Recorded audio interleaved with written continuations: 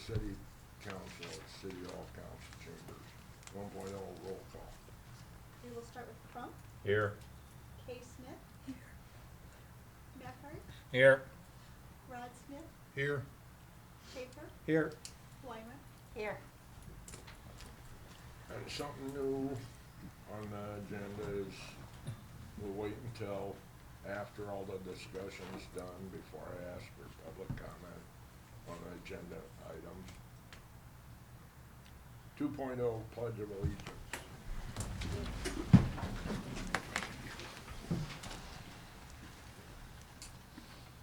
I pledge allegiance to the flag of the United States of America and to the republic for which it stands, one nation, under God, indivisible, with liberty and justice for all.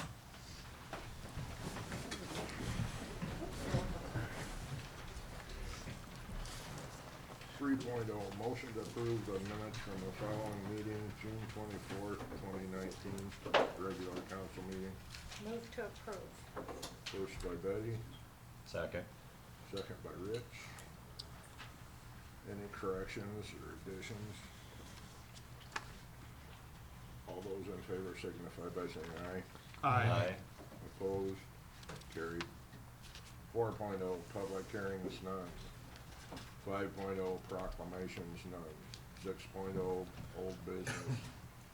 6.1 discussion and possible action on the second reading of ordinance vacating and conveying that portion of Cedar Street lying south of Cherry Street and north of Vine Street in the city of Anamosa. Move to approve. Second. First by Rich, second by Cody. Any discussion? And it's a roll vote. We will start this page with Schaefer, Yes. Weimer, Yes. Crump, Yes. K. Macart, Yes. and Rod Smith. Yes. Possible waiver of the third reading.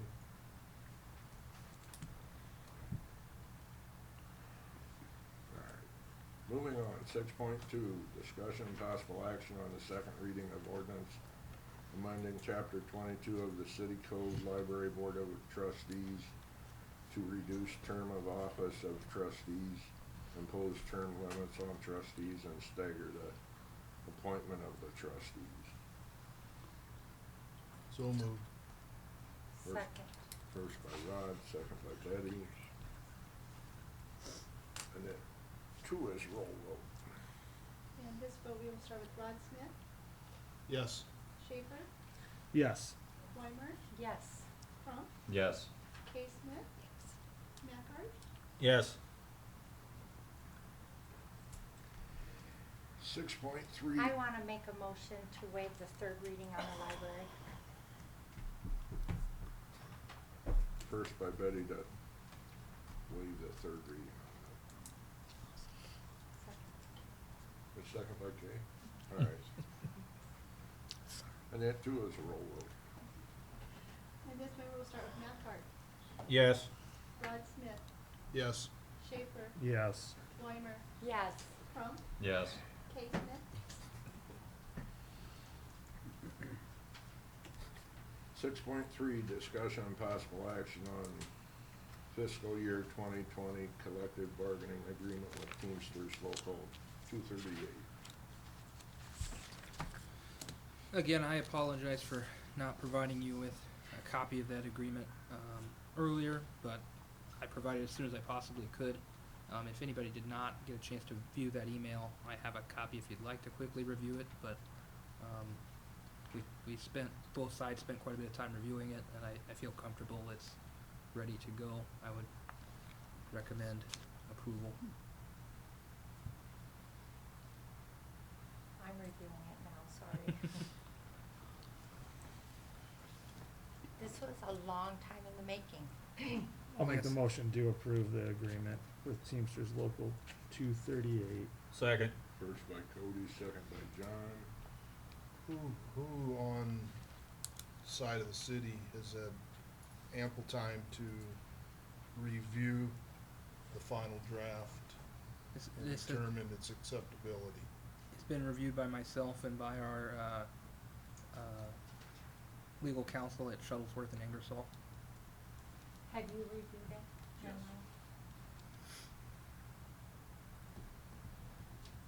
I understand the timeline to get this moved on, but rushing into things from council's behalf, it usually does not fare well for us. It seems like we've been having this conversation a long time about the back and forth. Why is it taking so long? I agree with Rod on this.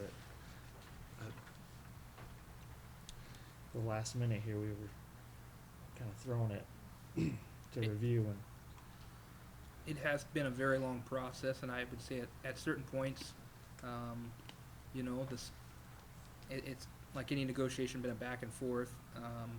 There may have been times where the city was slow to respond, and there were other times where the union was slow to respond. In this case, the last revision of the agreement was provided to the union over 2 weeks ago, and the first I heard back was last Friday at 5 o'clock, and then those changes were agreed upon this afternoon, and I promptly sent the email out. So I again apologize. They were aware 2 weeks ago that of our meeting today, and that our hope to approve it today. There just wasn't much. I don't know how many times, but I would estimate about every other day I followed up with our legal counsel to initiate a reminder, a conversation with the union of this deadline to get this as soon as possible.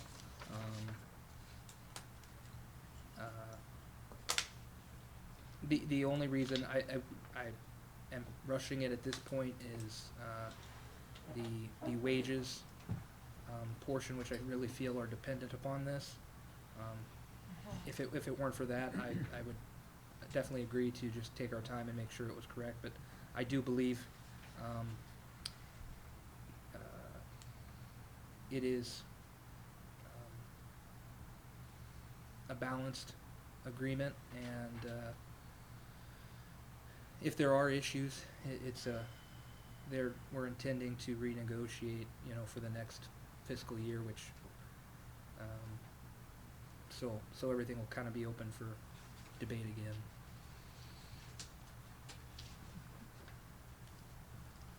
Have you had time to review this, Adrian, or? No. So, just for clarification, these are our hourly officers, does not include the chief or the sergeant? It doesn't include the chief. It is still an open question of. It doesn't explicitly include the sergeant, but that is a decision that has not really been ruled by PERB yet. So it's kind of an open point still. So what we're approving, we're not clear in who all it applies to. The sergeant is not explicitly listed again. It would definitely include all full-time and part-time officers, and it would include our emergency services clerk, which is currently a vacant position, but whoever's hired there, that role is included in the agreement. Just people, administrative, supervisory staff are not included, and so that's the question of that's the argument that's being had, is does that sergeant meet that administrative threshold? So if we were to approve this tonight, we're gonna go forward not knowing if the sergeant's included or not. Yeah, and we have no timeline. PERB hasn't provided any idea of when that decision might be had, so I wouldn't stall this waiting for that, because if that was our rationale, we would probably find ourselves in arbitration with the union. So.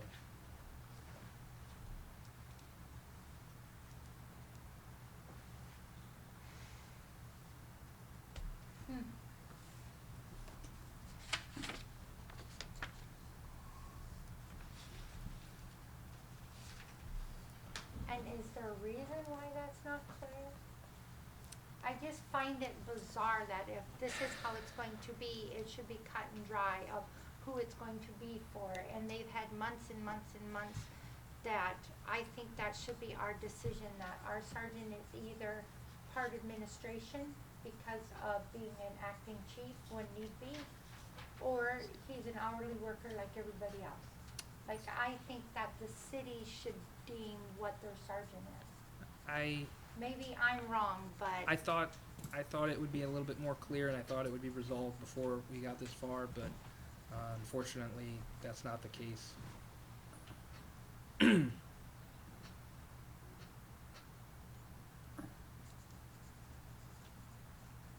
Seems like a muddy water still. I get where you're coming from, and I get that, but I don't understand how we would be in arbitration on something they haven't made clear to us. Well, Mr. Attorney, am I making sense? I'm sorry. it's not the, it's not the union that gets to decide that. It's the Public Employment Relations Board, and I guess I think the union would view it as outside of their control to hold this up based on the sergeant issue, because that's not something they control, just like we don't control it. I think they would like, just as much as we would, to know the answer to that question. Obviously, they want a different answer, but their timeline, I think they have the same interest on. Kay has a question that I'm gonna read for her. Sure. So- Sign language, okay. And interrupt me if I'm getting this right or wrong. Is there any requirement for moving on the salary schedule other than time, i.e. up-to-date physical standards, up-to-date CPR, up-to-date proving gun skills? Is that right? Yep. Okay. Okay, so there's the uncertified wage, which is where anybody who's hired uncertified would start, and as soon as they become certified, they would be moved at the next payroll to the step one. From that point, or in the case where someone is hired as a certified officer and starts at step one, they have to be in step one for 6 months prior to the new fiscal year to move to step two. So that first step, some people in certain situations may end up like a year and a half before they get their first step, but after that first step, it's every year consecutive. There's no merit or qualifications required for that step increase.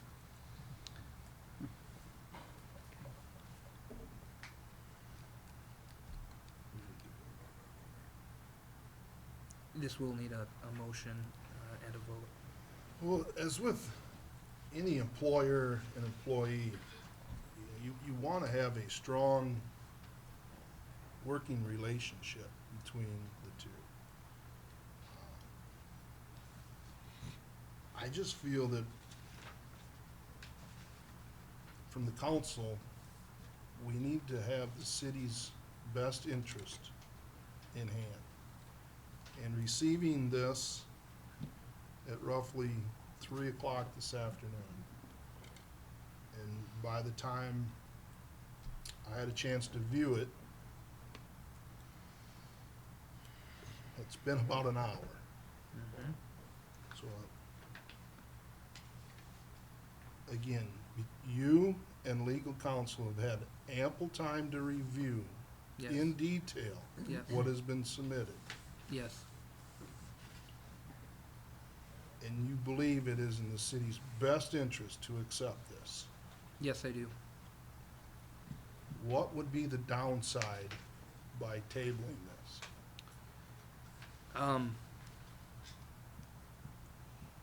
Well, I think it would,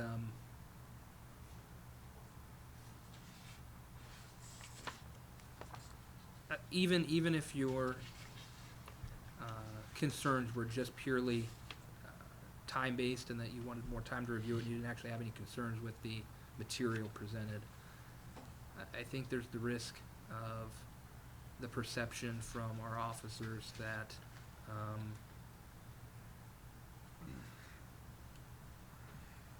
we're stalling, trying to prevent their wage increase from going into effect at the same time as others, which isn't the case, but there's been enough, tension in that department, enough turnover. I think I am definitely comfortable, in the amount of review and work that's went into this document. And while I certainly understand why you'd want more time to review it, and that was my preference as well,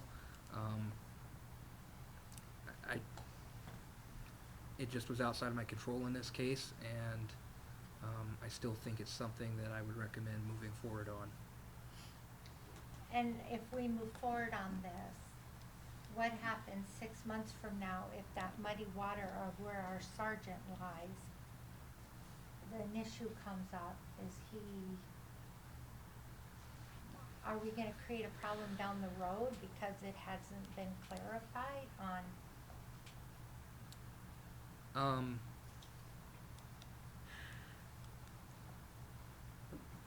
I guess I mean, I feel like if we approve this and we go forward and we move on, all of a sudden we have this thing that's there that's not decided. And then that means what we did tonight, we have to. I mean, I kind of feel like if we're gonna do it, there needs to be complete and it needs to be clarification.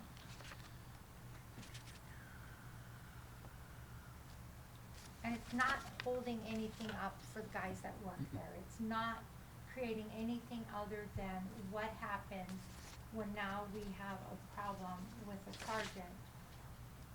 So right now, I'd imagine this is just treating the sergeant as an hourly employee. Is that safe it- to But say? non-union no. or union? No, it doesn't even address him, I guess. He would just fall under the category as an hourly employee Correct. because I mean, we have no contract he's not in, with he's him. not out. Like we have a Jeremiah, he has a contract to cover him. Mhm. The hourly employees now have a union to cover them. Which is fine, if that's the class he's gonna go under. Again, I've reviewed this many times, but I just wanna make sure I was accurate in stating this. I'll just kinda be frank. This agreement does not provide much,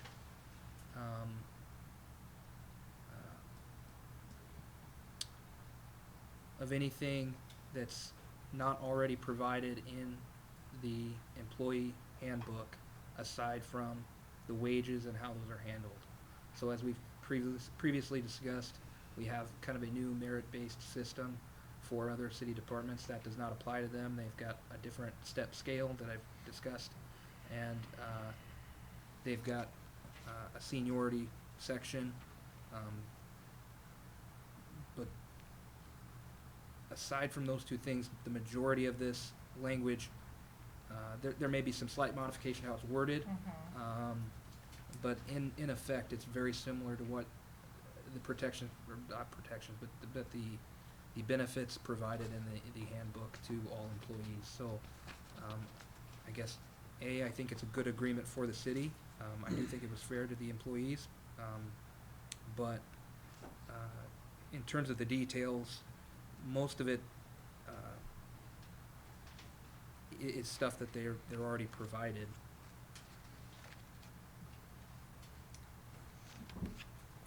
Does it, I've just kind of been looking through it. Do we need to address training at all in this document or not?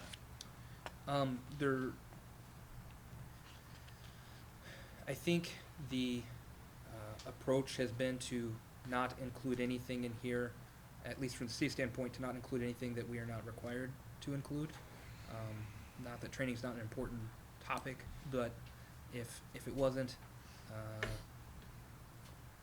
a mandated negotiating point, we tried to avoid that. So we would do that on a case-by-case individual. I think that's a topic that we want to include and discuss more in our employee manual and try to address.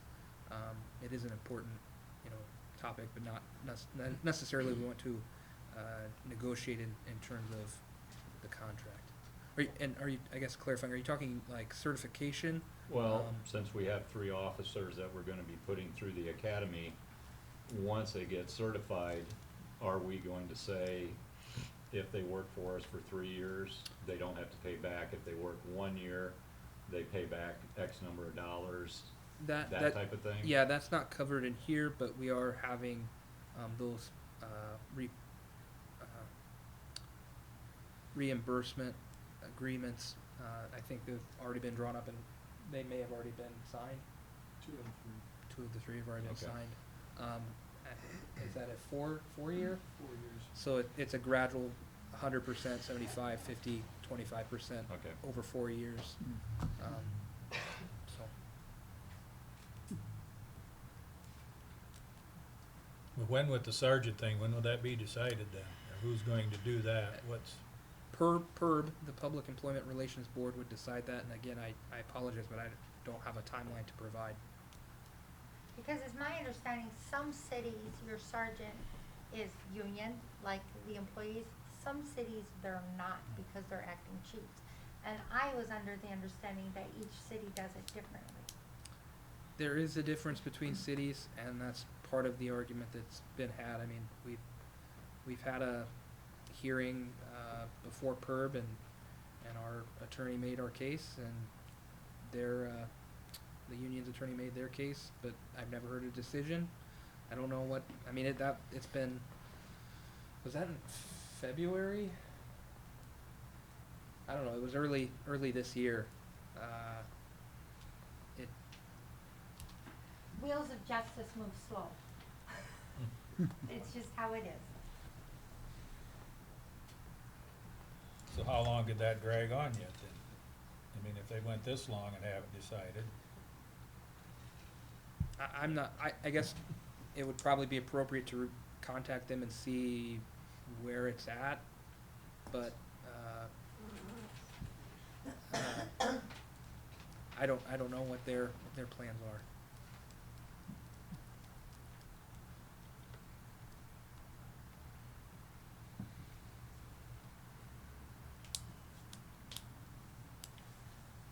Got a motion and a second on the floor. Yeah. All those in favor signify by saying aye. Aye. Aye. Opposed? Carried. Would you try to reach out to them, Jacob, and just see via email or phone call? Yes. Thank you. 6.4, discussion and possible action on resolution setting salaries for fiscal year 2019-2020 for appointed officers and employees of the City of Anamosa Police Department and establishing an effective date. Move to approve. First by Betty, second, second by John. I've got a question. Yes. Section 7, effective date. It says the salary shall be effective for the first pay period after July 1st, 2018, and the policy shall be in effect as of July 1st, 2018. Are we backdating a whole year? No, Okay. we meant to backdate a few days. That should be 2019, and I apologize for that. I make the motion then to make it for the 2019. Thank you for catching that. Same thing for you, John? yeah, yes. All right. Any other? And it's a roll vote. We'll start with Crump, Yes. Kay Smith, Yes. Knockhart, Yes. Rod Smith, Yes. Schaefer, Yes. Weimer, Yes. 7.0 new business. 7.1 discussion and possible action on reimbursement payment to Anamosa Development Corporation as follows.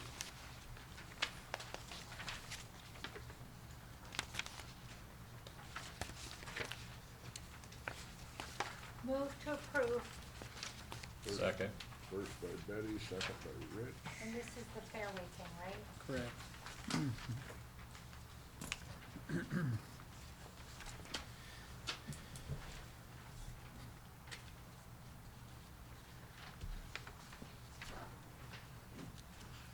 you guys like me to summarize this, or do you have any questions?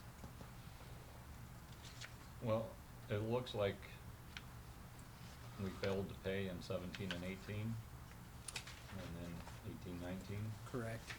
Did they just not ask for it at any of those times and just finally did, or? I'm not aware, I don't believe they asked for payment either time. I think they just expected for it to take place, which it didn't.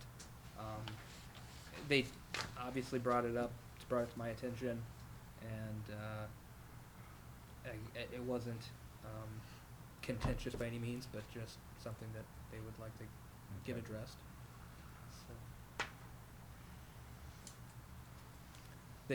I thought it was fair of them to allow us to still make 2 payments rather than 1. Mhm. Definitely. I agree. So Yeah.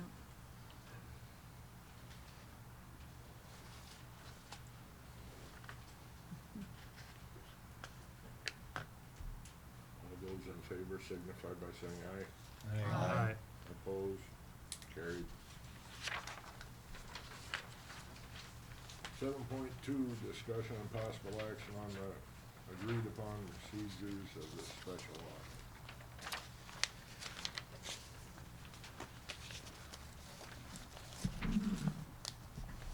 Good evening, everybody. I'm Craig Copenhagen. I'm from Clifton Larson Allen.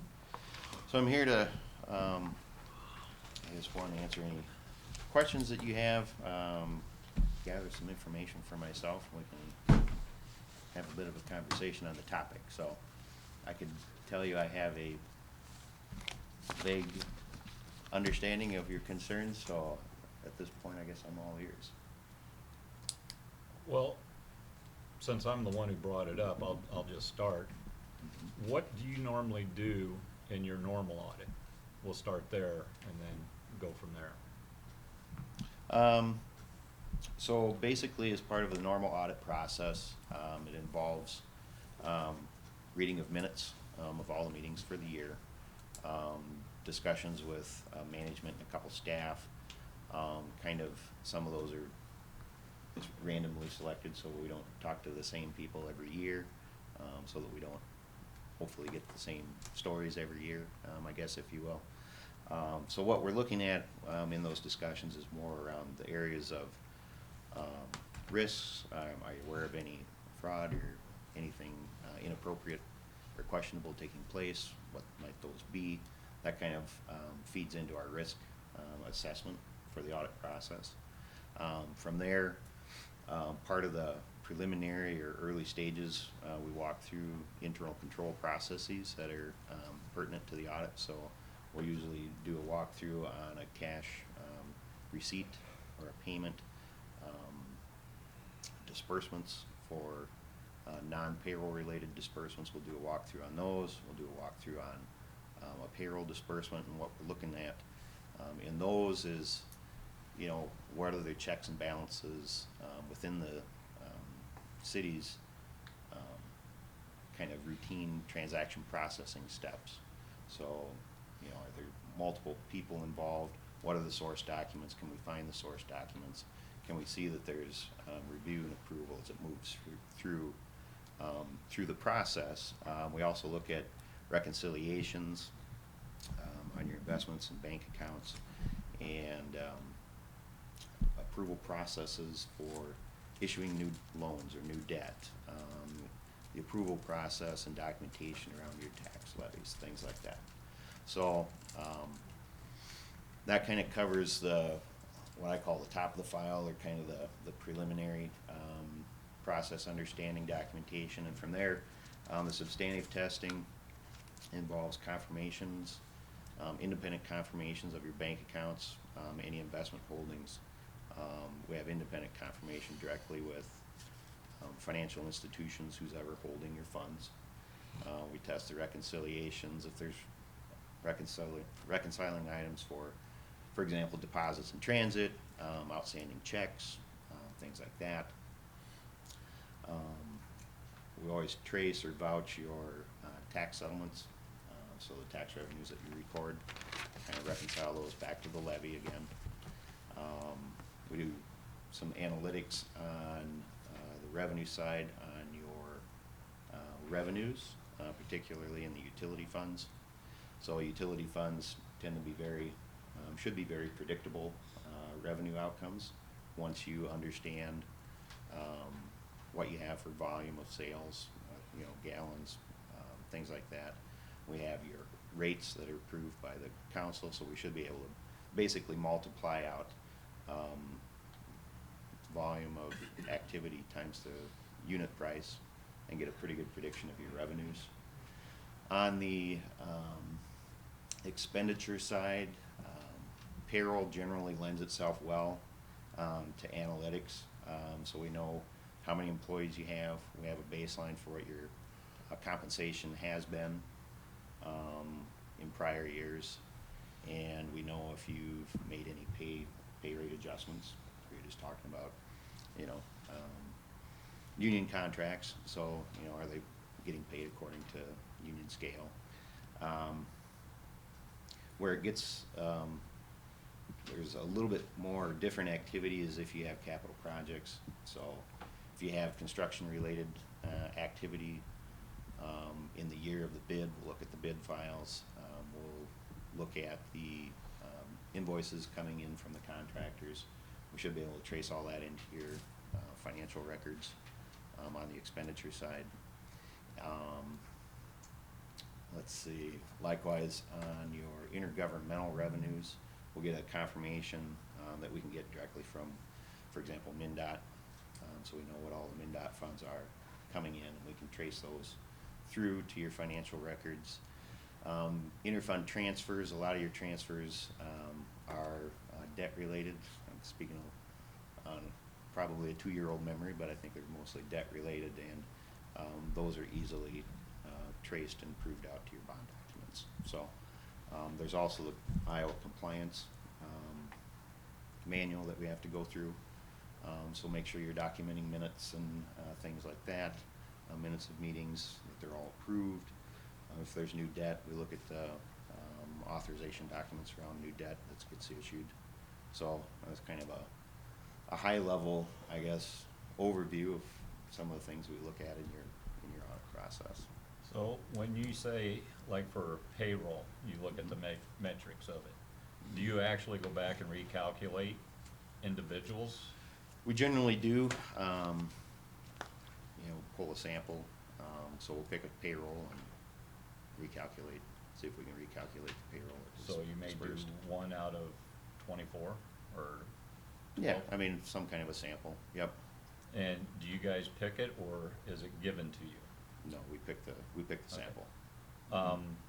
For expenses, do you pick what expenses you want to look at and tie back, or? We do, yep. And you ask for those specific items? Yep, so we'll have all the transaction history of everything that went through your accounting records, the individual accounts. We have all the payments and receipts and, you know, anything that went through those accounts.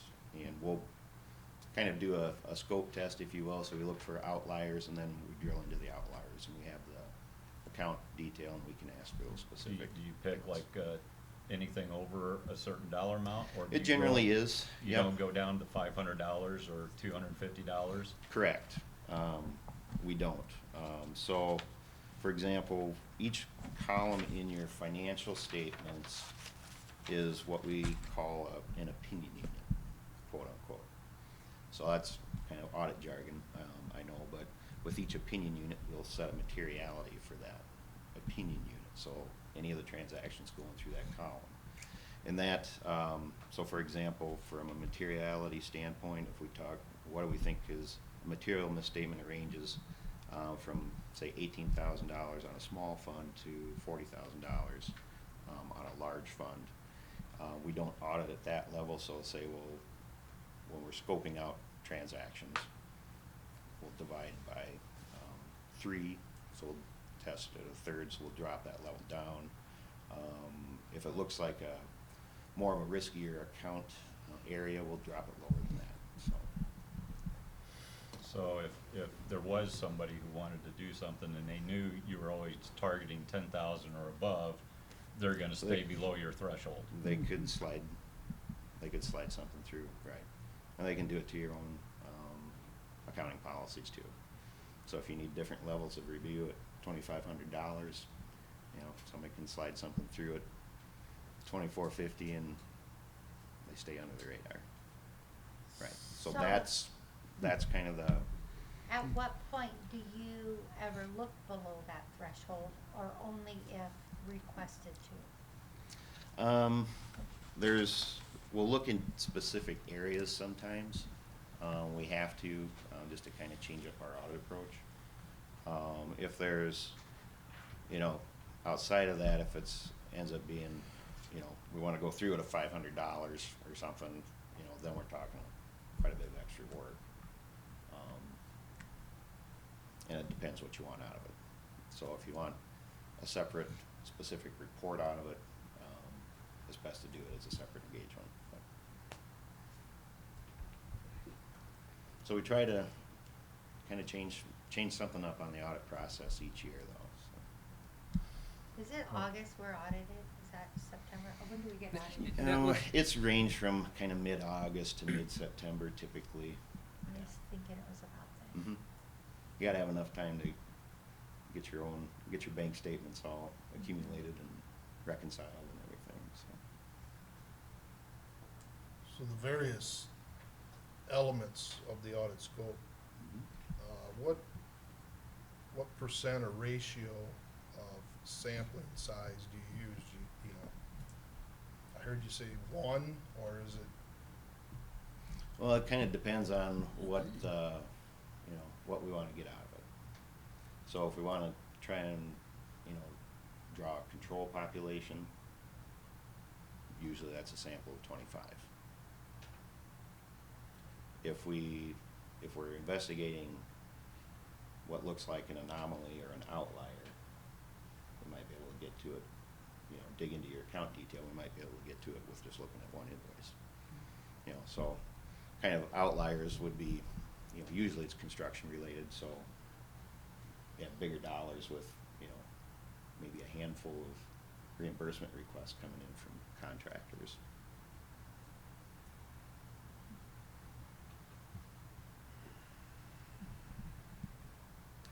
So with the exiting of staff, would the scope of your audit that you have done in the past, will this qualify it? Or is it thorough enough? Well, what we'll be looking for is, do we think there's anything, at the end of the day that would cause your financial statements to be materially misstated?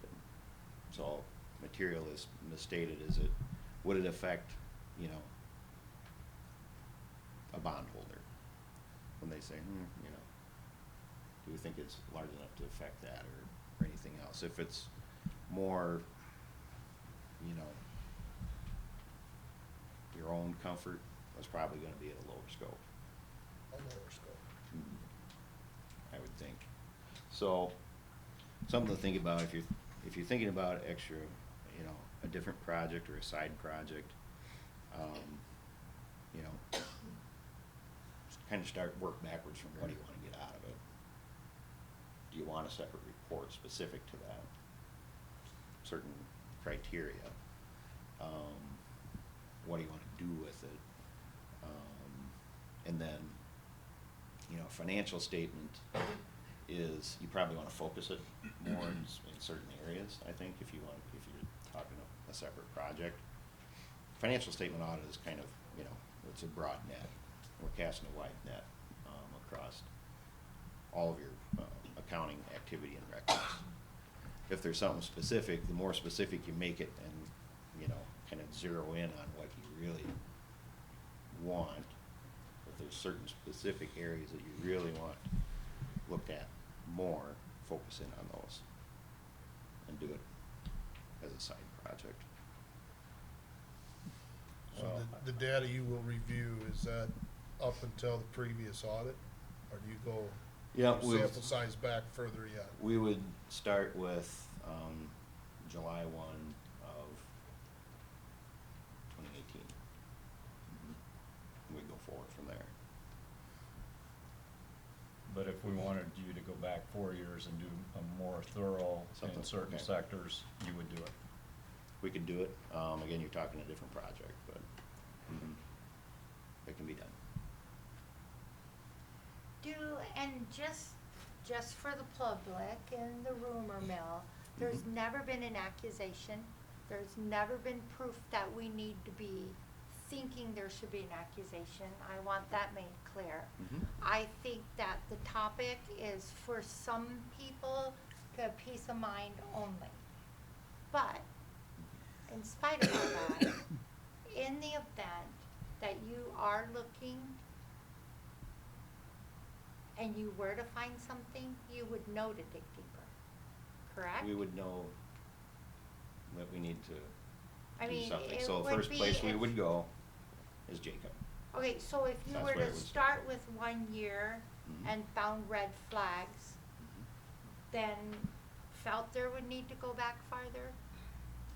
We'd have a discussion mean- before we start digging, but. Well, I would rather, instead of just going 1 year and then deciding about going back further, just automatically go back the 4 years. Because in the last year, it would have been under Jacob. I'd still would like to go back to cover the previous city administrator to get that covered.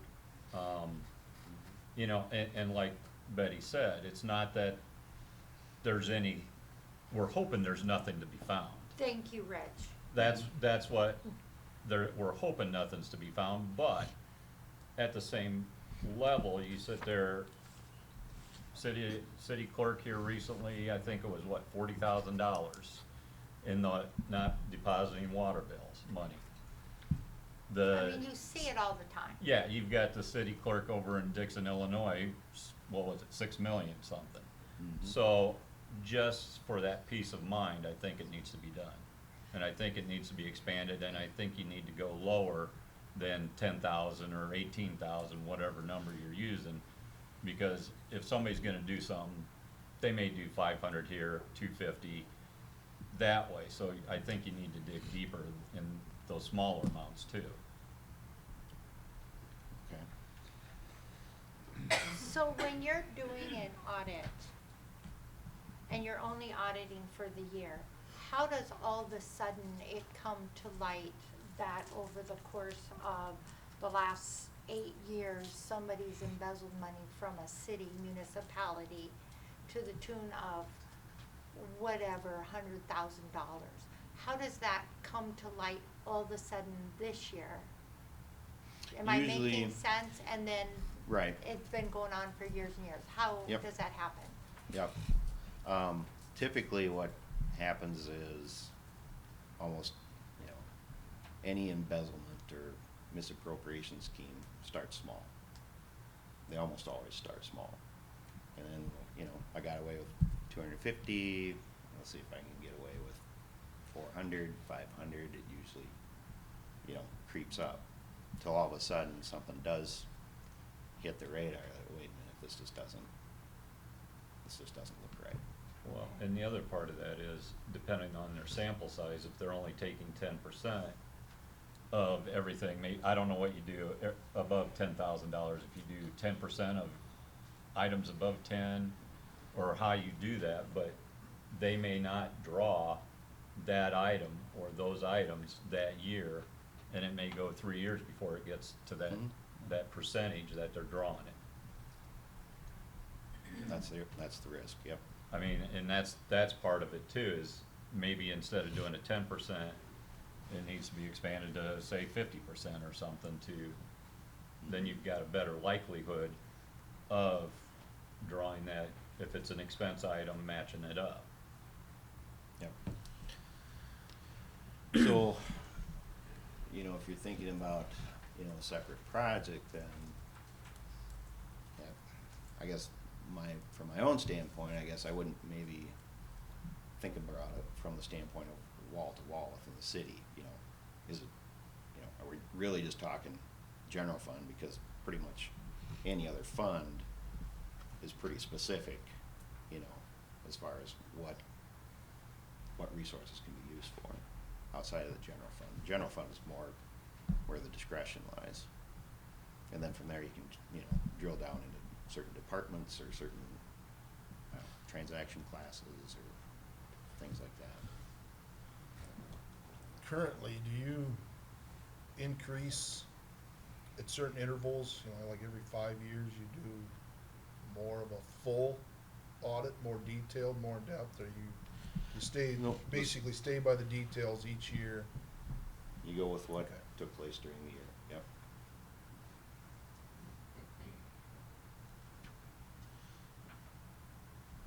But year after year, you don't stay with the same thing, No, you switch it up We and have check to different switch things up. Mhm. So, I won't tell you, we don't change the audit approach, you know, on its head every year, because, you know,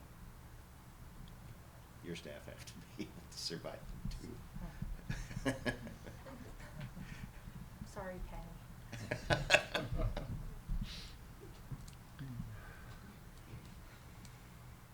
Can you discuss a little bit, I mean, I know we don't have a whole lot of detail at this point, but just generally speaking, if 4 years and an increased sample size, what is there a ballpark, you know, idea in your mind in terms of time that would take, or cost? Well, I guess from a, you know, from a cost standpoint, I'm just gonna throw a range of a number at you. But I think in order to do anything that would be meaningful, I'd say, you know, probably 3,500 to contain it to 7,000 on the high end, if that would be palatable. I mean, from a, and that's why I would wanna, you know, make sure we define, you know, probably isn't carte blanche everything that could go through the city, but specific areas. And that's then for do it in 4 more years. depth. That's a 4-year? And that's not I a think so. solid dollar amount, that's just a kind of your. I'm just Well, throwing I'm something just- out there of what, you know, relative to the audit fee for the financial statement audit, you know, I don't think you'd wanna double the cost of that on some kind of a side project, but I'm just trying to feel out, you know, Sure. what's, Yeah. so if we kinda agree on, you know, a range or a high end and a low end, you know, then we'll start backing into, you know, what can we do, right? Okay. And how much time did you say it would take? It depends, I mean, so probably 40 hours to 70 hours, something like that, I would guess. You know, with a side project, I mean, we're creating a file, and there's certain, you know, professional standards we have to follow, depending on what we're gonna give you. Now, the output, the other thing that helps with the output is if, you know, we kind of agree between us what we're gonna do, what we're gonna test, and we're just gonna provide back the results. Here's what we found. I'm not gonna tell you whether it's right or wrong. Here's what we found. And then you have the discretion of what you wanna do with it. You know? So if it does look like there's something, for example, I'm just gonna, you know, I'm just kinda spitballing here, but if there does look like there's something, you know, criminal, you know, it takes a different direction. So, you know, and I've had, we've come across frauds in the past where, you know, basically we didn't do any additional work on it, it just got reported directly to the authorities and it was investigated in that manner. So, I'm just not saying there's anything wrong going on, but that's No. just, And you we know, aren't either, again. life's little experiences. Yeah. We just hope there's not, and, Yeah. you know, really would prefer there's not, but I still think for good business, it needs to be done. Has it ever been done before? A more in-depth audit? not that I'm aware of. Would you interpret what Kay said, please? Kay said, has there ever been a more in-depth audit ever done here? Well, I think each audit, is kind of reevaluated and scoped at that point in time. So each year is based on the year that's under audit. So do I dig deeper, you know, one year versus another? No, I try to give you a consistent, somewhat consistent scope of work and try to cover our bases that no, the financial statements are not material and misstated.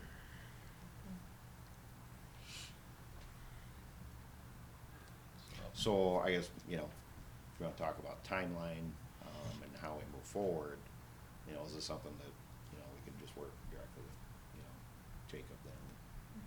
And have something back to you at the next council meeting or? Well, we'd have to approve, wouldn't we, to have it done? Yeah, I Right. guess I think so if you feel like you have enough information to maybe provide a proposal back to say this is exactly what we would look at, you know, back 4 years, these sorts of documents, so that you guys can review that proposal and the cost at our next meeting, I think that would be the appropriate way to move Yeah. forward. Yeah, Because- I mean, we can give you some ideas. Yeah, because then that way, if we look at that and say, well, maybe we want you to look a little harder in this other area in addition to what you're proposing, Okay. you know, something Yep. like Yep. along that line, so Mhm. that'd be great. Yep. The other thing, it wouldn't, you know, it wouldn't necessarily, have to fall at the same time as the audit then either. If we don't expect to find any problems, I mean. Is that something you would recommend we do before the annual audit or wait till after the annual audit to do? Is there one time better than the other? I don't think so. I mean, it'd be the most efficient if we just did it when we were out here doing this anyway, if we kinda got all our ducks in a row. And agreed on what we're gonna do on the scope of work, you know, Mm-hmm. make any, Make do any it- sampling that we wanted to do, so you have time to pull the records, I mean. And it Do would you, make sense to do it as part of the regular audit. it would probably save money. Yeah. but Yeah. the Well, question- we're already out here, Yeah. is what Yeah. I'm getting at, so. Do you send out the same auditors every year? Do you change it up? No, but you've had pretty good rotation on auditors the last few years, so yeah, we have turnover, whether we like it or not, so we have Lead different auditor- people coming out. Lead auditor, the same? The lead auditor is, I think this would be his third audit for Anamosa. And was he on staff prior to? He would have been, staff prior, 2 years ago. He started with us about, I think it was about 2 years ago. So would it make sense at some point in time to change up lead auditors periodically to get a different eye? You've had that over the course of the years that I've been associated with your account.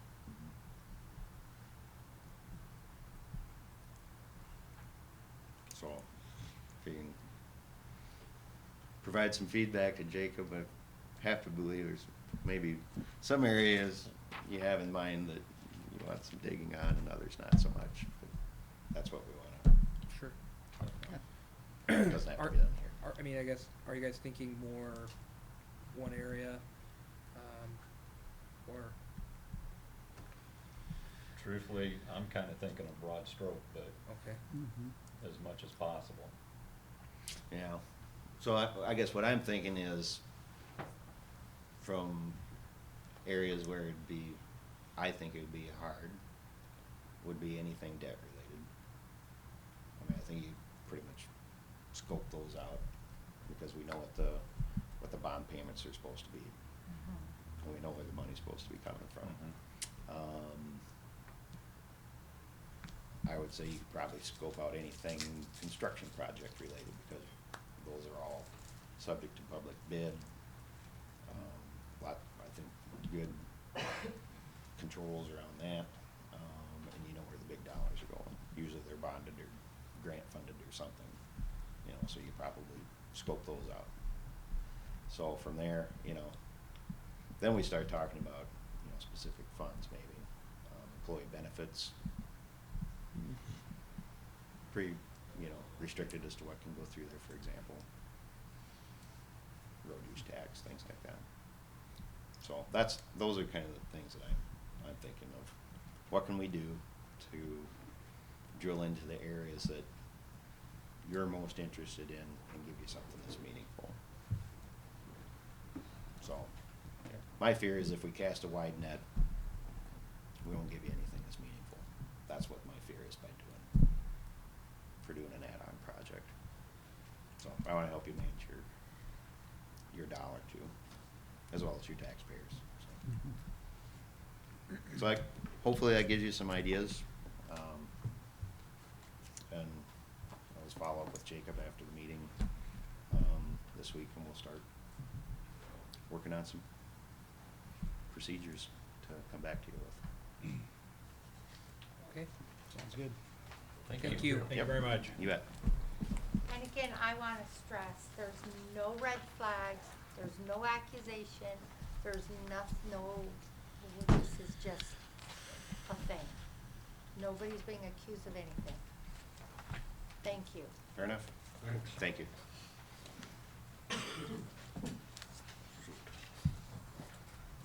What do we need to do? Just, I don't think we need any action at this time. okay.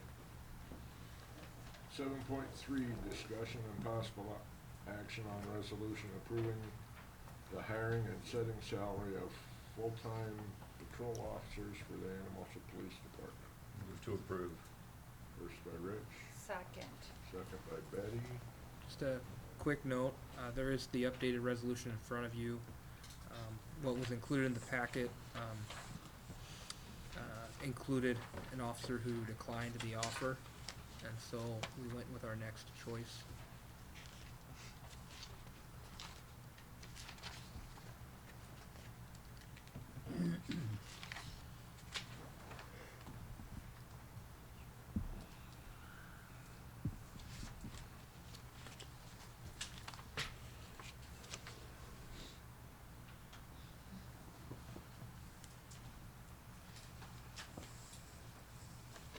Any discussion? And it's a roll vote. Sorry, Katie, we're gonna start with you. Yes. Eckhart, Yes. Rod Smith, Yes. Schaefer, Yes. Weimer, Yes. Crump. Yes. 7.4, discussion and possible action on the purchase of sewer camera trailer. You have a packet in front of you with, some information on that.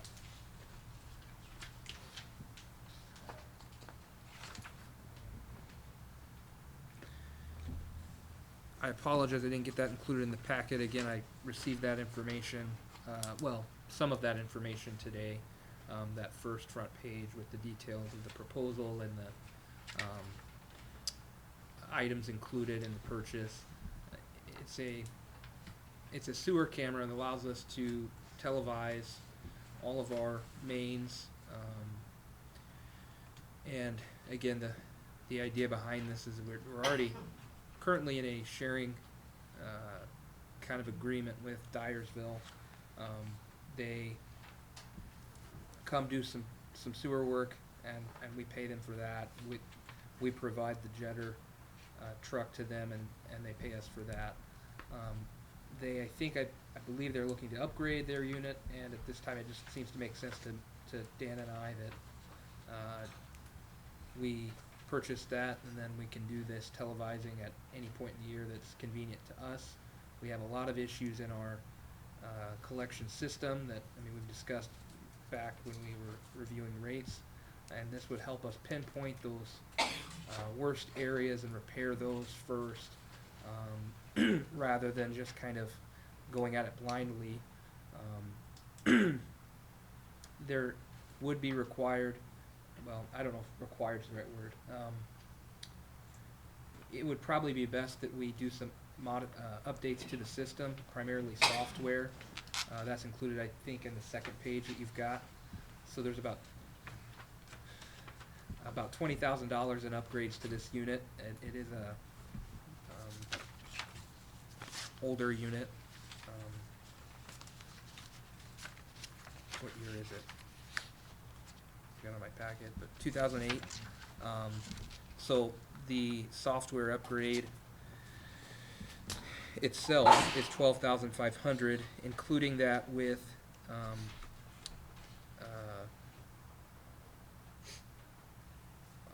installation and training and support. That puts us up around $20,000 for that upgrade. It would be about a $50,000 project altogether. We did budget $50,000 for this project. I'm hoping we might be able to drop the amount a little bit. I'm not sure the details on the laptop that's being quoted from McQueen Equipment. We may or may not need the exact device that they're proposing.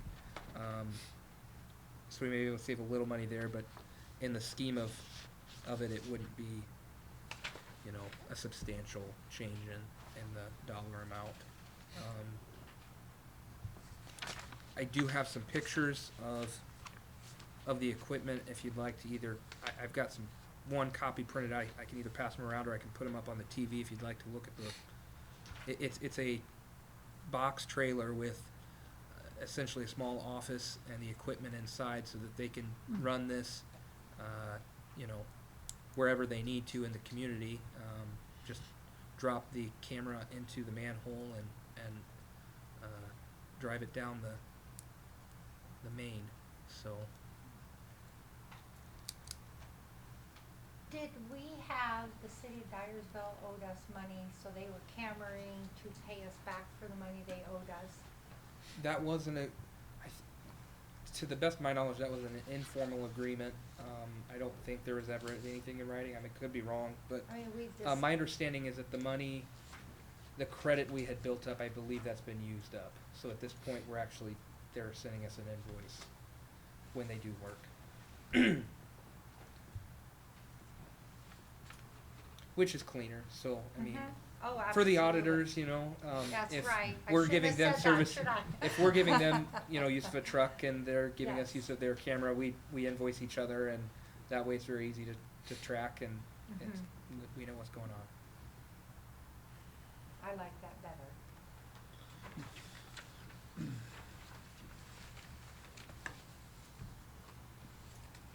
On the options from McQueen Equipment, Yes, do we have to take it to St. Paul, or is that just for inspection, or is that just a optional type thing? I believe that's optional, Rich. I think it can go to Des Moines and be inspected in Des Moines. I would do some checking on that, but they have an office up there, and I imagine your tech could come out there. Okay. Dan, would you like to come up and speak on this a minute? Sure. Because I do have another question about, I see that they've got, instead of purchasing that 12,500, they've got a 3,795 renewed annually, like a rental. But does that include the annual support of 1748, or is that 1748 totally separate? Or do you know? The way I interpret it is separate, but I can check on that too, but. I can't say definitively. In other software that I'm familiar with, usually the ongoing payments include that support. So just from my experience, I would guess that if you're paying the $3,795, that includes your support, but I could be wrong. Yeah, I mean, usually rentals or leases, it may be included, but Yeah, it's a good question to ask. since it's a separate line item, Yeah. that's why, Yeah. And it's listed as optional, so. If we had to buy this piece of equipment ourselves, it's $197,000 according to the city manager of Dyersville. So this could be a huge asset to us to find I and problems in the collection system and areas we need to do more slip lining and stuff like that. This is something that, it's been a 2-year process talking about this, and I've been talking to the operator in Dyersville, and I knew that it was gonna be traded in or they're gonna get rid of it, so Did you say if you get this, you're gonna take care of I? I'm gonna work on it. So, How long do you think this piece of equipment will last us? honestly, I don't know that. I'm hoping 10 more years. It's like brand new. Well, then, doing that rental doesn't make any sense anyway, if you're gonna go that far. So, but this piece of equipment has meticulously, I mean, it's like brand new. So, Is there an estimated hours of usage across the year for this equipment? that's something that, of course, I've never had one, so I can't honestly answer you, but We've used this in the past. right, we've had like Any idea what, 40 hours they'll come in, and we've done 80 hours of camera work with Dyersville. is that across a year? They do it in the summer typically, when it's warm. That's one advantage we can do in the wintertime when we're a little slower. We can use this a lot more. Well, you say they're billing us now, how much, do you know what they're billing us per hour, or what the last bill was for? I don't know off the top of my head. I was gonna look up. I think they sent me a picture of the hours on the machine, but I don't know what they're billing us We per just hour. paid a bill for Roto-Rooter, I believe it was $342 for maybe an hour's worth of work. Up on Nassness, we checked to make sure that sewer line was repaired and looks good. So we called them in just to make sure before we fix the street. So, yeah, It's definitely expensive if we end up going the private sector to Roto-Rooter. yeah. That's almost $14,000 for 40 hours. But I just think it's the direction we need to go as a city and reduce the I and find problem areas and be a little more efficient. Well, I would and I'm agree assuming with that if you're relying on Dyersville on some of this, it's at their time frame, I'm not at their your time mercy. frame. Like they're at my mercy with the truck and, yeah. I can see that there's a lot of upside to having one in our arsenal. The only thing is it would need to be put to use to justify.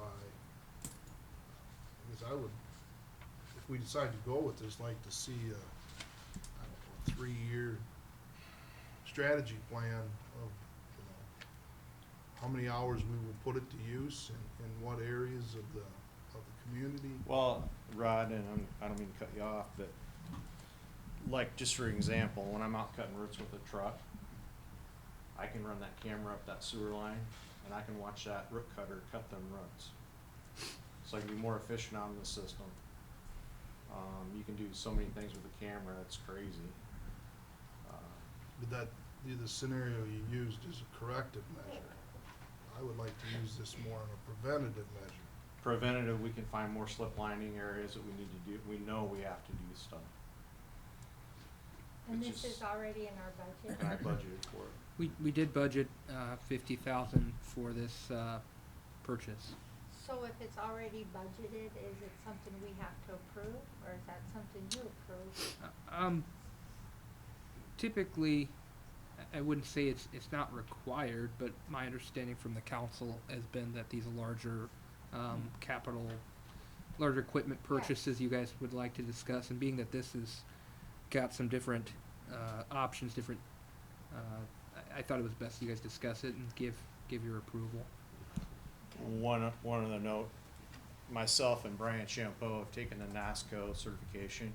It's a book about that thick, and it was one of the worst classes I think I ever took. But so we know how to code all the sewer it's a standardization on coating sewer lines and cracks, and you have to grade them, and there's a lot to it. But we've already done the class and we'll passed it. So, yeah. You guys got anything else? Thank you. Thanks, Dan. Thanks, Dan. So that's something you need a motion on? It would be good to have a motion on it. If you have a specific interest on, I guess, I think it probably does make sense to go with purchasing the license, for the software, but I'm open to looking at that. Well, I'm willing to make a motion that we approve this, and the little details, I'm okay with Jacob figuring out and deciding.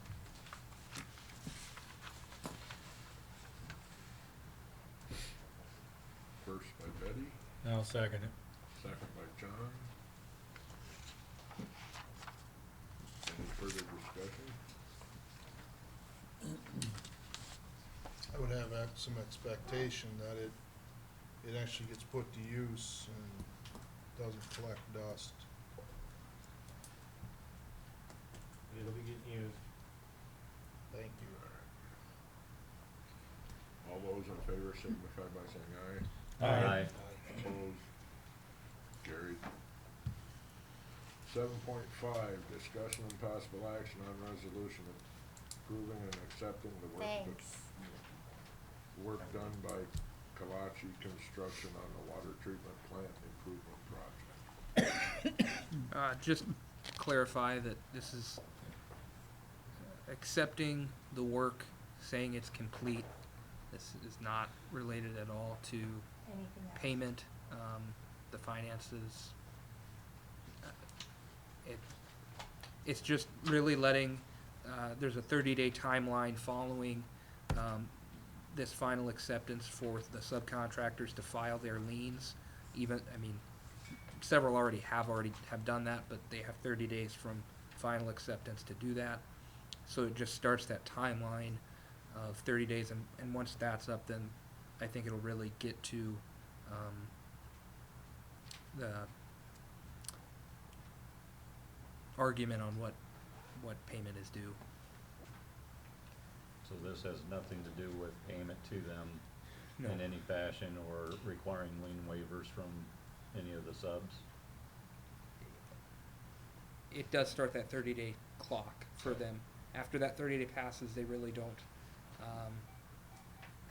if they haven't submitted anything, they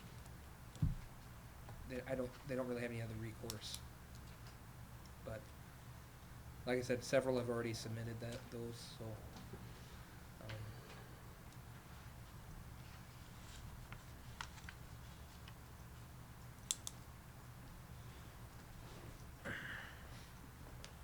I make a motion that we approve completion of work alone on the water plant project. First by Betty, Second. second by John. The engineering firm has signed off on the quality of the construction that's been completed. they have. We did, Jim, myself, and the engineer did a final walkthrough. There was a couple minuscule things that, we didn't like, but we had decided they were easy enough for us to take care of, and we didn't, and they may have already been taken care of. So it's signed off and from the engineers as complete and acceptable.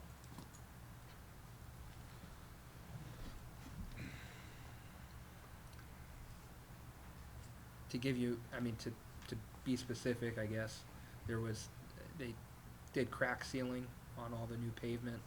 It was basically just kind of a messy job. They had some extra splatter and stuff that we ended up cleaning off with a pressure washer that they probably should have done, but, not worth fighting about. And then there was a kick plate that was designed to be plastic in the details, but they put in stainless steel kick plate, and it's in a chlorine gas room, corrosive environment, so we just opted to switch that out.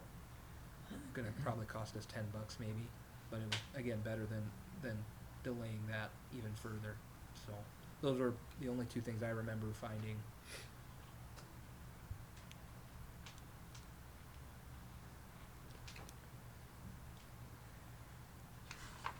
Any further discussion? This is a roll vote. We'll start with Knockhart, Yes. Rod Smith, Yes.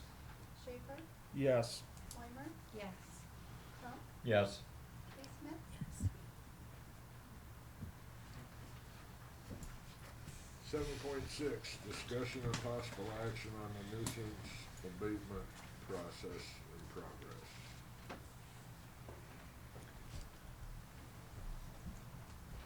You're up, Cody.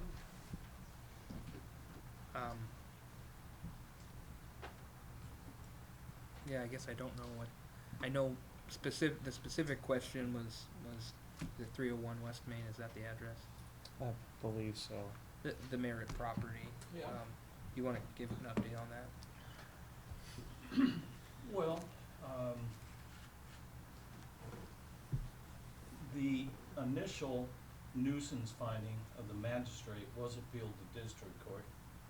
So there was a 90-day period awaiting the district court.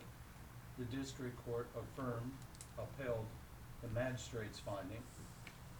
And that included an order that he cleaned the property up, gave the city the opportunity to clean it themselves, and that's where we're on now. I met with Chief last week to discuss our options. And one option, you could bring a contempt of court. It requires a near criminal-like finding. I mean by that the burden of proof is substantial, because if you are found to be in contempt of court, you're looking at the possibility of incarceration. That is an option that we were looking at. Chief had a discussion with Mr. Merritt. Mr. Merritt thought that what he had done as a result of the original order had brought him in compliance. There is a zoning question, because if you're in a C1 commercial district, you can store items brought to you for repair outside for 30 days. You can apply to the zoning administrator, which would be Jacob, in our case, for an additional 30-day extension. Now, if they aren't in a commercial district, then the other properties are in residential. I think they're R2. And then that commercial exception for outdoor storage of items for repair isn't applicable. Now, Mr. Merritt told Chief that he understood the property just north of the, I think it's 310 West Main, or is it 301? It'd be, yeah, it's an even number. Yeah. He told Chief that he understood, and from his legal counsel, that that property north on Park Avenue was zoned commercial in 2018. Now, that isn't the information that I got from City Hall when we started the nuisance action, but I wanna get with Penny and confirm that and see if that is the case. It's gonna address how we proceed. If he's in violation of the 30-day outside storage, effectively what we have to do is document, probably with a photograph, that the item's there, the date, and then 30 days later, another photo showing it's still there. That gives me the proof. If it's residential, of course, I don't need that. It shouldn't be there. So I need to verify that zoning first. The other option we have is another municipal infraction. You know, we can stack those up. Right now, he owes us $750 plus court costs from the initial one. And you could technically file a municipal infraction citation every day of the violation. But again, if I got that zoning issue, I wanna make sure that that 30-day outdoor storage is applicable or not. So, Just a question. You say he said that in 2018 it switched from a R2 to a C1, the Park Avenue property? that is the information I was provided by Chief, that Mr. Merritt advised him that he acquired the property in 2018 and it was rezoned at that time. And how does a property become rezoned? That was my question. It would go through, the approval of the It'd go- council. It'd go through Which P and Z and then the council. I do not ever recall that There's no occurring. way. There's no way I would say that would be okay. I mean, I definitely don't remember it, but I was here all but two Not hard to months, figure so- out. Yeah. So anyway, it's a matter I'm People gonna, live there, I'm no. gonna document that because that changes the picture significantly. Because most of that outdoor storage is in, if it wasn't rezoned, is in residential zone property. And that exception of 30 days doesn't apply. So he was given 30 days to clean it up after district court told him to clean it up. So at day 31, we could have found him in contempt, or cleaned it up ourselves. Are those all accurate statements? You could have filed a contempt, yeah, and you could have gone in and cleaned it up. What have we been doing? Well, not much. That But- exactly. But we're not gonna go in and clean it up. If it were broken boards, tree limbs, obvious refuse. But about the time we take an engine block and sell it to salvage, That we're- belonged to a customer of his. belong to a customer, or we're gonna find out that that was the most unique engine block ever in the world, and we're going to Can't do it. be struggling to defend any such claim. In theory, Cody, you're right, but in reality, that's not how it works, unfortunately. Well, doing nothing wasn't the answer to Oh, getting I things agree. cleaned up. I agree. So at what point did he feel he was in compliance then? Cause we went back and he said, oh, I did clean it up, I'm in compliance now, right? Well, he felt he was in compliance after the district court. He didn't do anything while the appeal was pending, I don't believe. Correct. When the appeal was decided in favor of the city, within a period, now, I don't know what length of time, but he believed he brought himself in compliance with the magistrate's order as affirmed by the district court. So at that stage, he never contacted the city to say, here's what I've done, is it good enough? We never went down and said, you have failed to fulfill your obligations. The former is correct. I never heard from Mr. Merritt or anybody on his behalf. I'm not aware of Jacob or Chief, but with as a result of the discussion with Chief last week, Chief did approach Brian Merritt and say, you think you're in compliance? But this was after his, how long after his 30 days were up? Oh, I don't know. It was just last week. Okay, so 60 days after his 30 days was up.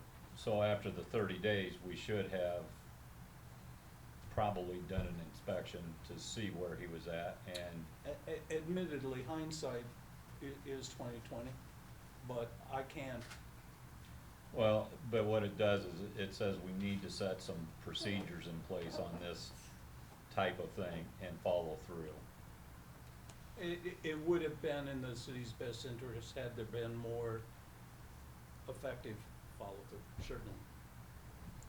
And I think that when we do our strategic planning, nuisance property, being aggressive with nuisance properties always ranks up there as something that we want to happen. Were you ever contacted by Jeremiah or former Sergeant Travis McNally about how to proceed with this at the end of 30 days? I don't recall that we had that discussion. You weren't, were you, Jacob? I can't say definitively. I don't recall being asked that directly. I know we had informal conversations about the property and its progress. We never, I don't recall being that asked directly, and I don't think we ever sat down as we probably should have and developed a specific plan.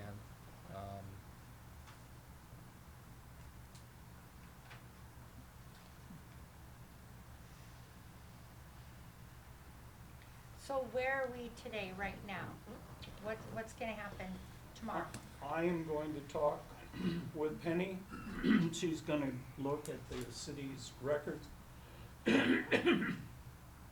We're gonna confirm the current zoning status of the Park Avenue property, and we'll respond accordingly. And if he's storing, excuse me, equipment outdoors in residential for repair, he's gonna have to move them. And not just equipment for repair, but I would think in a residential area, oil barrels, things that you just pile in a yard, it should be the same standard as Caitlin Avenue. I think that it shouldn't matter the neighborhood, if it's a standard that you have nuisance property when you pile stuff out in the yard, it should be that way everywhere.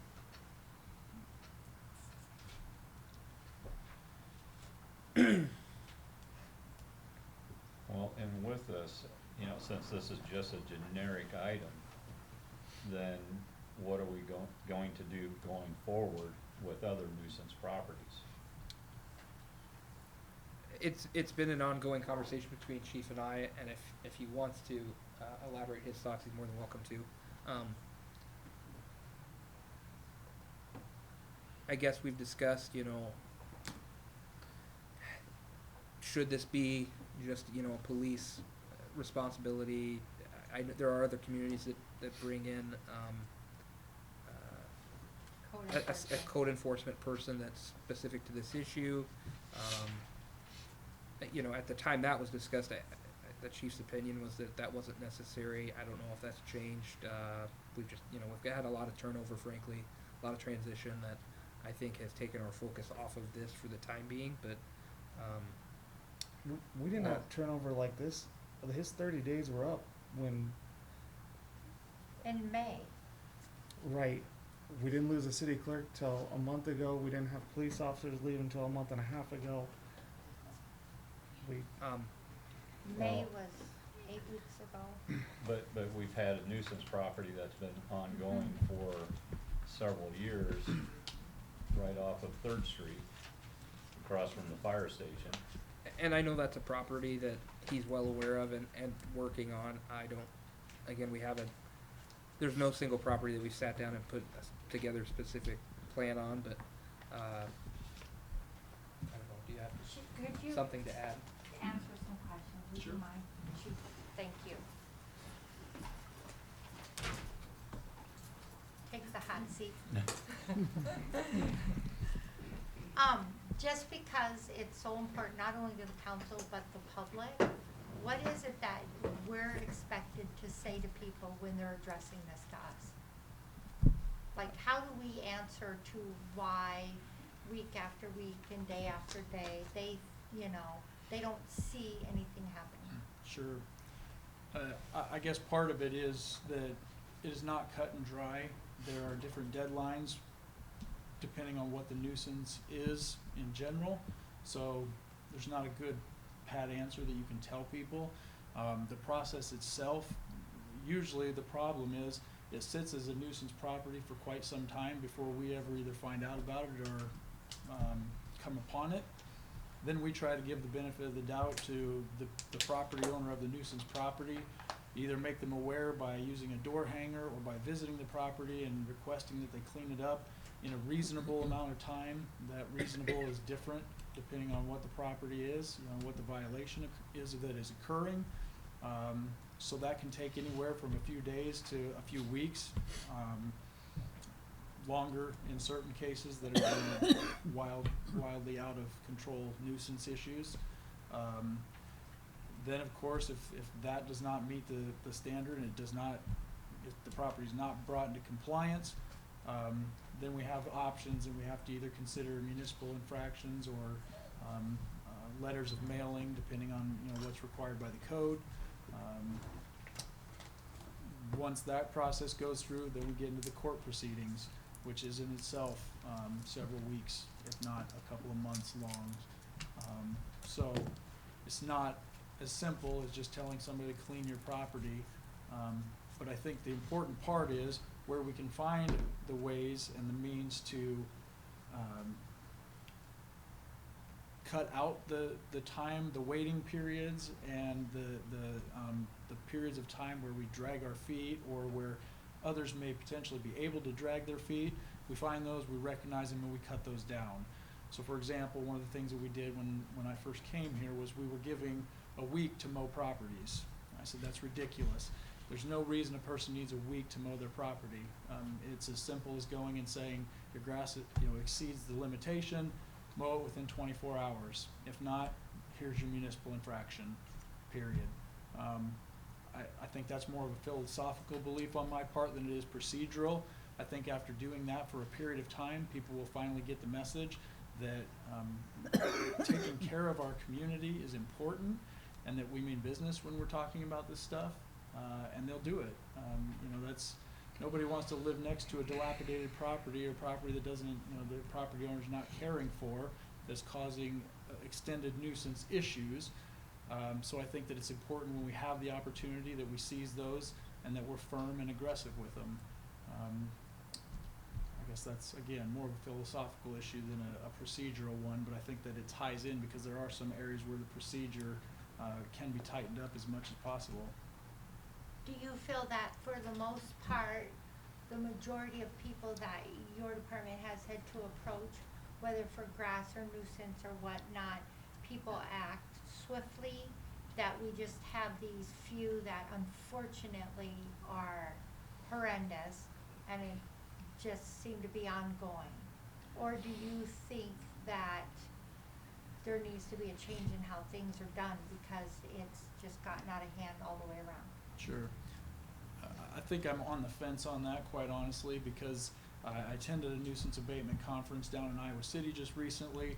The one thing that was very pronounced throughout that entire session was nuisance abatements are the one thing that every member of every community thinks is unique. We never hear the end of how hard we enforce this and how ridiculous we enforce this, and this is so unfair, and they think it's unique to hear. But every community faces the exact same thing. So, every community, when you go out and you talk to other communities who say, yeah, when we ask them to mow their grass or clean up their properties, we get the same response. So it's not unique to Anamosa by any means from that regard. However, I would say that I think there is a larger than normal problem with nuisance issues in this community. And in many cases, when I've approached the citizens to ask them to clean certain properties, it's been a pronounced defiance, I would say, by many of them, where I don't know whether it's because it's been that way for so long, or it's the way things have always been done, or what the reasoning is. I can't attest to that, but I know that it takes multiple times generally in order to get this message across. And you probably hear, what are you here talking to me for? What about them? What about them? Sure. Well, and in all fairness, a lot of the issues too are not current residents. Yeah. A lot of them are bank-owned properties. A lot of them are properties where the owners live either outside of the city of Anamosa or outside of the state. And then it becomes even more difficult because who do we send the municipal infraction to, and who do we send the certified letter to, and are they getting it, and where do we go after they don't get it? I've got a stack of them in my desk drawer right now, probably 20 of them that were returned, not, the sender either didn't get them or refused to sign for them. Now, that's So- all well and good to use absentee landlords, Sure. owners as an excuse, but we have 2 slam dunks here in Anamosa that we can't get put together. Sure. Well, and the one across from the fire station, some of that is actually on at least from Beacon, is on city property. Because there's a street or an alley platted through there. There's, I don't know, did you get a chance? I did speak with Adrian on that issue, and from what we found, that appeared to be included in their deed. Yeah. The courthouse- alley? I went to the auditor's office and went through the ownership plats, and that street and 2 alleys, their records show it as vacated, and it's been part of their chain of title for 1955 or 1956 at least. And the 3 plats out front?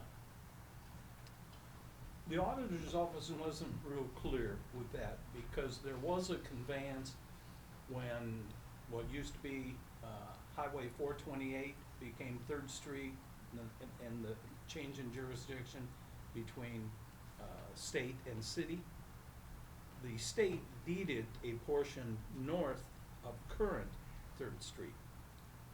But what depicts as those 3 vacant, from the auditor's office and their ownership plats, they didn't think that the city owned that much.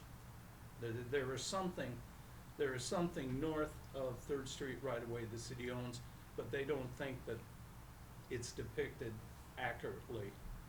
So in are they Beacon. paying taxes on those properties? Nobody's paying taxes on those properties. So how can they own those if they're not paying taxes on them? Well, I have to answer it this way. The fact that they may not own it doesn't mean we own it. That's the perspective I have to say. If they're making use of city property, I think it's incumbent on the city to be able to prove ownership, and I don't think we can prove ownership of all that area. There is some of that area, but not all of it. But How do even- we even- fix that? Even on the alley that you say is included into their abstract, it's not showing as ownership belonging to them, or Well, they're paying tax on it. are they paying tax? Because on Beacon, it's not showing them as owners. It's part of their legal description. Now, I didn't check to see if they're actually paying tax, but I would guess they are. Their legal description includes vacated division and the 2 alleys, one to the east, one to the west. But it's just the north that's in question, correct? North of 3rd Street. North of 3rd Street, there's an area between what they own and the street right-of-way that the city owns. It would appear from Beacon that those are those 3 parcels you mentioned. Auditor's office doesn't believe the city ownership north of the right-of-way is that extensive.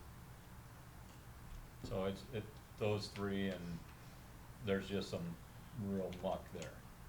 There's some real question. I imagine that if the city wanted to engage a registered land surveyor, we could determine for certain what is north of the right-of-way that we own. But what I saw on the acquisition plat that the DOT used in deeding back to the city, it didn't appear to be a very significant parcel, but it may be. Okay. But that is something we could check into. We could get a surveyor and verify what we own.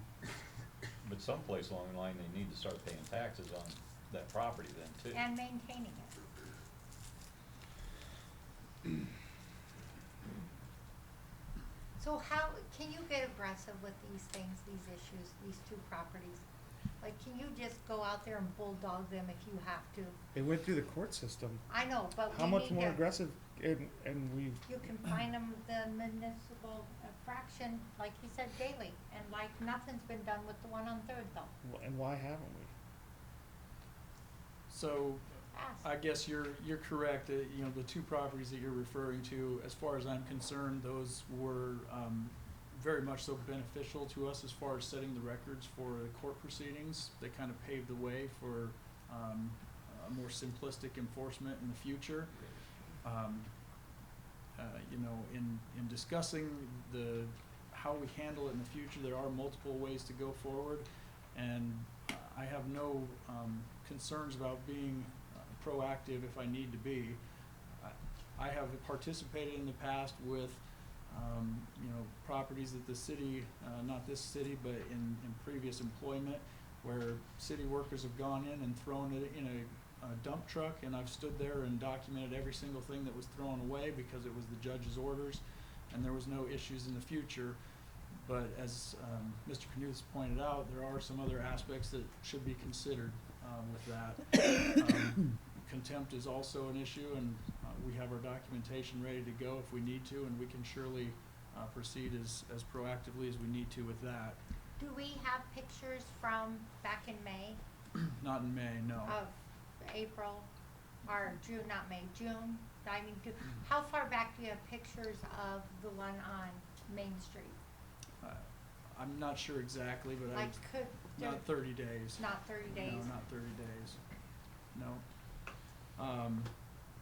On Sergeant McNally's exit, he had believed that the future of that event was being taken care of. He did not realize that he had to follow up or do anything with it.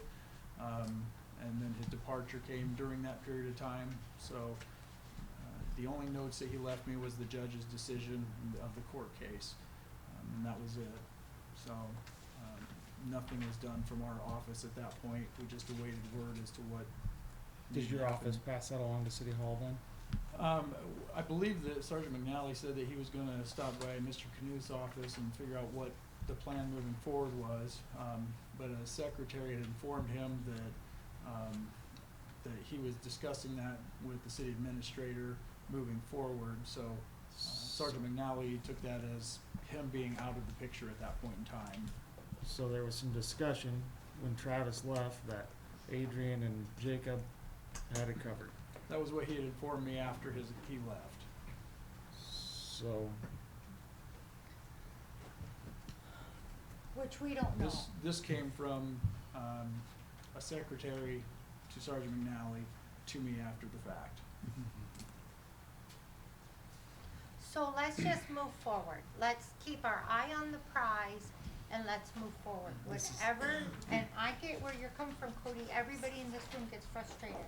That's not the issue, but we can continue to hit our head against the wall and whine about it, or we can say, we're moving forward and say, by this time at the next meeting, we want an update, and we want an update at every single meeting until it's taken care of. Well, I think this is one of those learning experiences that Yes. need to utilize and then somehow figure out a way of, if there is a change in personnel, nothing will drop through the cracks. It will be, here's the file, hand it off to the next person and make sure they know and are updated on everything at that point.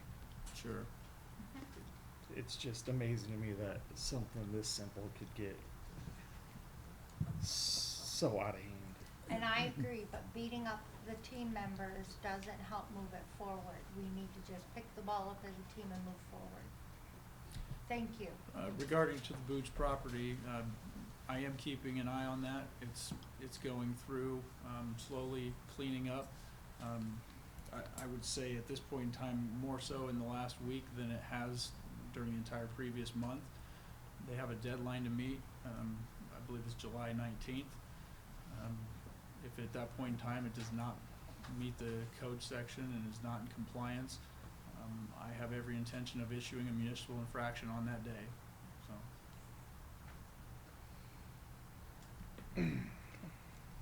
Thanks, Thank you, Jeremiah. Jeremiah. Thanks, Jeremiah. Adrian, are our current ordinances detailed and defined enough that we can put our teeth into this to an aggressive level or manner that Chief Hoyt had spelled out just earlier? Well, our definition of junk under the junk and nuisance ordinance is pretty explicit. You always encounter, beauties in the eye of the beholder. What's junk to me might be treasured by you. But there are always issues like that. But some of the things are are pretty clear. I've not had difficulty in convincing the magistrate, and we've only had really two really coordinated court cases. And in neither has the magistrate had a difficulty in finding that the items that the city complained of were junk. They were pretty obvious, too. Well, I just wanna make sure, you know, that what our ordinances are gonna justify the action, that, an aggressive action. You know, we could go in and clean property up and put the items that we remove from any said property into storage. So we don't have to dispose of those. But, you know, does that need to be defined in the ordinance, or is that just, we can work within some state regulation that allows that? I would agree, Rich is right, we can use this as an educational tool today. But that means tomorrow morning, the aggressiveness of this community in nuisance property, we push that bar to a whole nother level. Maybe the level that the community doesn't even want. Although, I would just as soon dress that down the road. As of right now, I would say, Adrian, we need to be aggressive with nuisance property, period. Could make a lot of other downstream things go away too, by cleaning up your community. So I feel that our nuisance, ordinance is fairly aggressive. 2 judges followed through with it. Mhm. And we've just redone it in the past couple years. And I've sat here at this table, we've had the same conversation over and over and over again. The follow through is not there. The communication between administration and the police department is not there. That's where the ball gets dropped.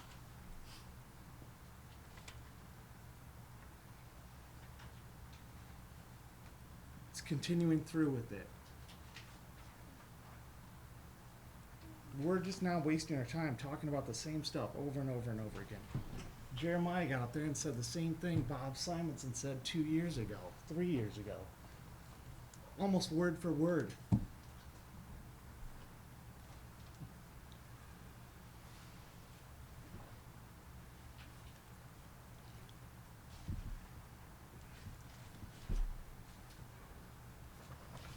Solution. Follow through. Do your job. Follow through.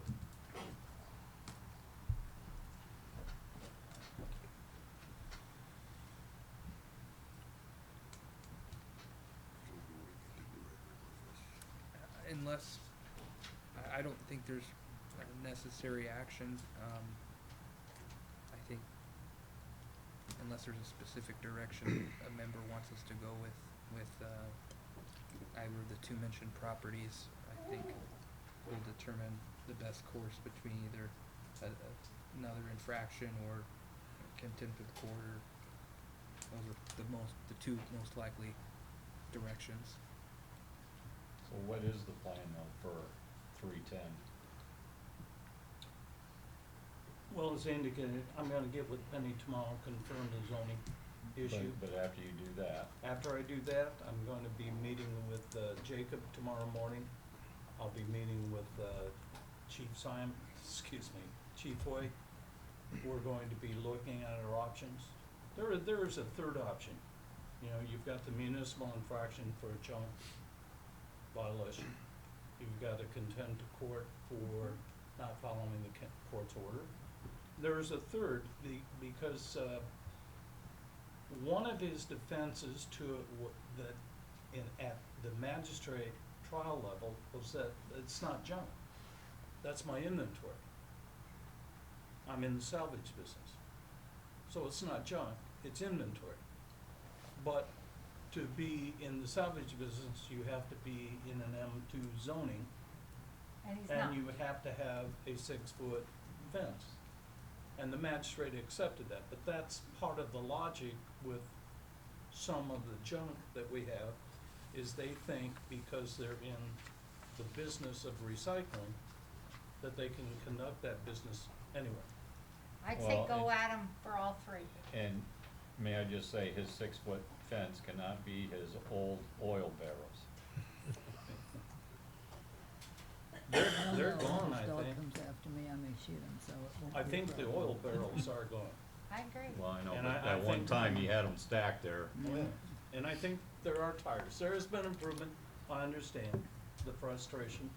And, we'll put our collective heads together and try to energize it. I see no problem with him violating all three. Municipal infraction, contempt of court, all of them. Done. Novel idea. Is there a reason why we wouldn't pursue multiple options? Well, you may have a situation if you gotta pick your cause of action. You know, I think we do have to be specific with what we ask. I don't think we can plead it in the alternative. That if you do find this or don't find this, then I think we have to pick our poison. Which one do we wanna pursue? Which one do we think will have the best chance of getting remedial action sooner than later?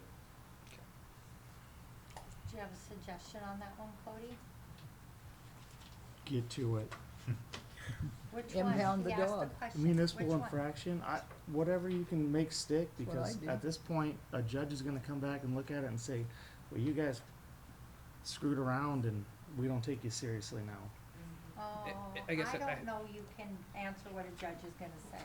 Just for my, I think, Cody, would you prefer, if we kind of have a choice between actions that's going to get something more immediate, or something that's gonna have a better, lasting effect on our overall nuisance abatement, initiative, It which one needs to would be you? cleaned up. Okay. I'm just so irritated by how long it takes to get things done.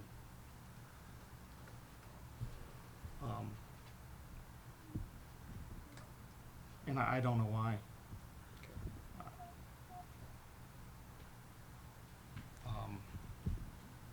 I'm at a loss, really.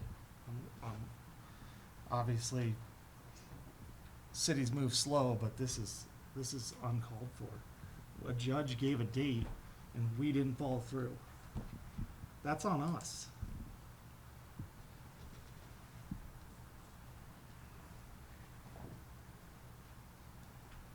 Tomorrow'll be a good day. You guys get it taken care of. Penny, I can answer for you, but I'll let you do it tomorrow. Alright. Moving on, 8.0 city administrators report.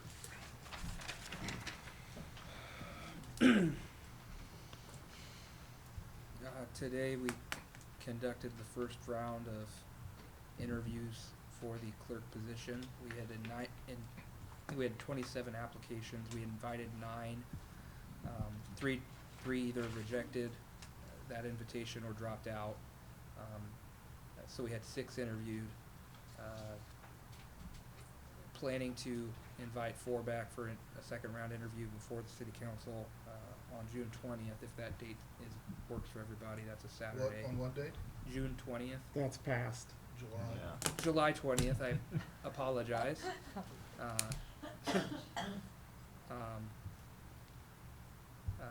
That's a Saturday. That would be before our second meeting so that we could potentially make our selection and approve that the following Monday. If that date doesn't work, we can reschedule that, but that's my tentative plan. Any questions on that? Morning or afternoon? I hadn't gotten that far. I guess I was thinking, I would think morning, but could be flexible, but depending on what your guys' schedules are.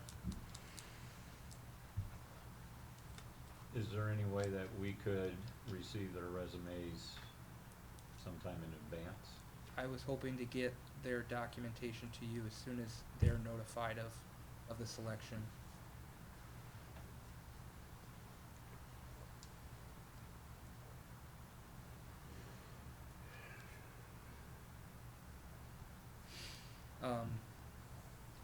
the only other thing I wanted to make you aware of is this week, I'll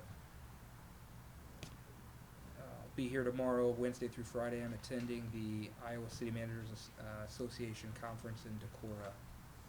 So, as always, I'll be available, email or phone, but won't be in the office.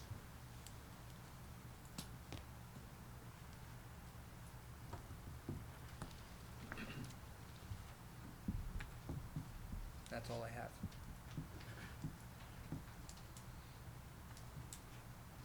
9.0, Mayor and council reports on boards and commissions.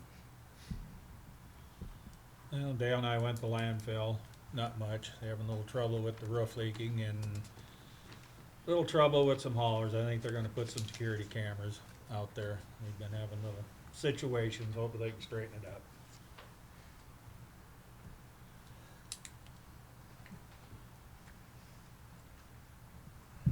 So in the past, when our last city clerk took over administrative duties, she was reimbursed. On the next agenda, can we talk about reimbursing our deputy city clerk for some of her extra duties? Yes, I Thank you. did have that discussion with her, and at the time, I guess the response was that wasn't important, but I agree with you, and that can be placed on the agenda. Perfect. Agreed, Clay.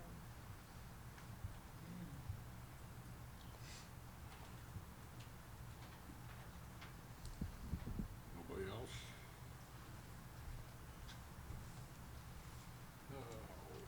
10.0, public with business with the council on items not on the agenda. Nancy Schaefer, 803 North Division Court. The little italicized note here. Please wait for the mayor to open the floor for public comment on that agenda item and then approach the podium. I never heard that happen tonight, so it was never put out there. Sorry about that. I hope it wasn't to silence anybody. No? Thank you.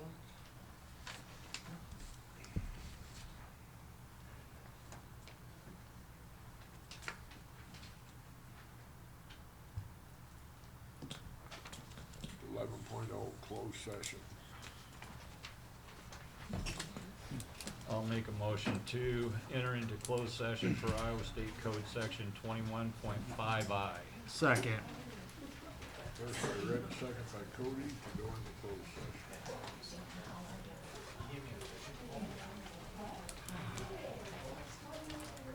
Thanks, sir. All in favor, signify by saying aye. Aye.